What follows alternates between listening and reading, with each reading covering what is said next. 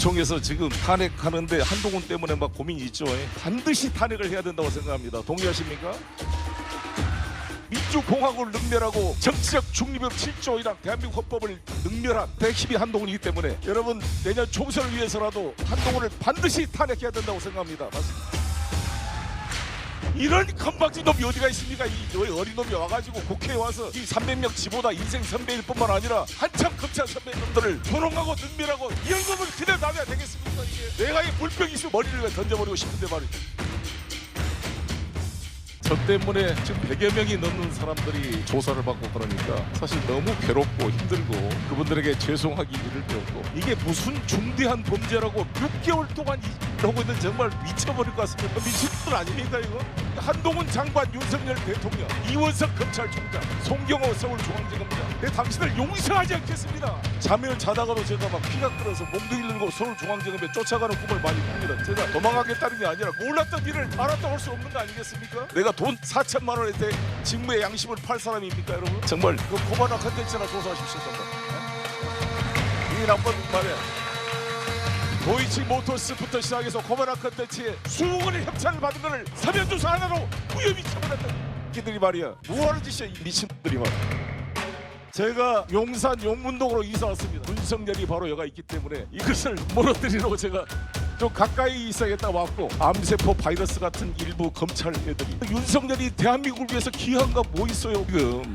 윤석열 김건희가 밤에 자면서 얼마나 대한민국이 재밌고 우습겠어요. 와 이것들 정말 아무것도 아니구나. 그냥 이 천공 말을 들었더니 대통령이 되는구나. 비행기 타고 다니면서 정말 칵테일 마셔가면서 말이죠 대한민국을 정말 조롱하고 있는 느낌이 듭니다. 부끄러운 국민의 몫입니다. 내년에 이거를 더 이상 두면은 나라가 더 망가지기 때문에 올해 말 내년에 끌어내야겠죠. 한동훈 법무부 장관이 송영길 전 대표를 향해 도덕적 기준으로는 대한민국 국민 중 제일 뒤쪽에 있을 것이라고 비판했습니다. 송 전 대표가 어릴 때 운동권 했다는 것 하나로 시민들 위해 군림하면서 대한민국 정치를 수십 년간 후지게 만들었다고 지적했습니다. 또 돈봉투 수사나 과거 불법 자금 처벌을 비롯한 여러 추문들에도 불구하고 도덕적으로 우월한 척 국민들을 가르치려 한다고 냈습니다. 지금 이게 뭐 누가 헌법을 능멸하는가 이렇게 묻고 싶어요. 우리 헌법에요. 국회의원은 청렴의무나 여러 가지 의무가 있습니다. 지금 이게 국회의원이 돈봉투 300만 원씩 받고 전당대회에서 표를 말아주는 거 이게 중대범죄가 아닙니까? 그리고 송영길 대표가 이게 이 범죄만 있습니까? 본인에게 그 기획사에 먹고 사는 문제연구소에서 컨설팅비를 대납했다. 또는 이 코스닥 모 기업에서 식대를 대납했다. 또는 이제 여수상공회의소의 전임 회장이 후원을 했다. 이런 게 혐의가 한두 개가 아니잖아요. 그 외에도 이게 먹사연의 컴퓨터라든지 핸드폰 증거 혐의 지금 이게 송영길 대표의 혐의가 완전히 지금 거의 뭐 이재명 대표에 육박할 정도로 여러 가지가 있는 거예요. 근데 반성은커녕 지금 이게 아무 범죄도 아니다. 이렇게 나오고 있고요. 그리고 이게 여기에 김건희 여사 도입 코바나 콘텐츠는요. 협찬은 그 주최했던 언론사지 코바나 콘텐츠 가져간 것도 없잖아요. 왜 이걸 김건희 여사를 물고 늘어지는지 납득이 안 되고 지금이라도 이게 반성 좀 하세요. 반성. 법조인 아닙니까? 정치인 이전에 법조인이면 자기가 무슨 죄를 진지 충분히 알잖아요. 저렇게 국민 앞에 석고대죄부터 해야 된다. 잠깐만. 저렇게 아무리 말해봤자 소용없어요. 또 이제 수사받고 법정에 가면 다 자백할 거예요. 그리고 또 측근들이 했다고 또 떠넘길 거고요.